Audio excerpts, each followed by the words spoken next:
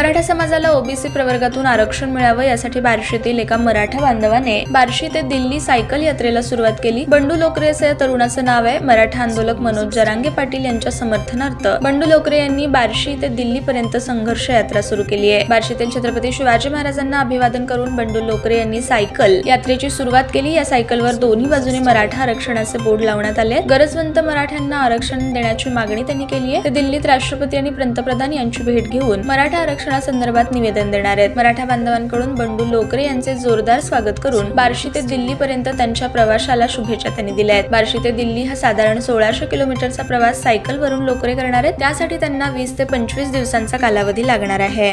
आज महाराष्ट्रामध्ये मराठ्यांना आरक्षण मिळण्याबाबत जे माननीय मनोज जरांगे पाटील साहेब यांनी जे आंदोलन सुरू केलेलं आहे, त्या आंदोलनाच्या अनुषंगाने आज मी बार्शी ते दिल्ली सायकल प्रवास करण्याचा निर्णय घेऊन बार्शीतून निघत आहे व त्याच्यासाठी लागणारा जो काय मला मदत आहे ते सर्व माझ्या मराठा बांधवांच्या सोडून इतर ओबीसी कास्टमधले असो, हिंदू मुस्लिम असो, अगर कुठल्याही प्रकारचे मुलं असू देत, सगळ्या मित्रांनी मला मदत केली आहे। फक्त आरक्षण भेटावं ह्यासाठी मी चाललेलो नाही, तर आज जे काय राजकीय लोक मराठा आरक्षणाच्या विरोधात ओबीसीमधल्या काय माझ्या बांधवांना भडकावू भाषण देऊन जे समाजातलं जे कोबा आहे तो नष्ट करायचा प्रयत्न करून ते स्वतःचा फायदा बघत आहेत व तसं न होता आज मी पूर्ण महाराष्ट्राला दाखवून देत इच्छित आहे की फक्त ह्या आंदोलनासाठी फक्त मराठा बांधवांचं समर्थन नाही, तर त्याच्यासाठी ओबीसीमधल्या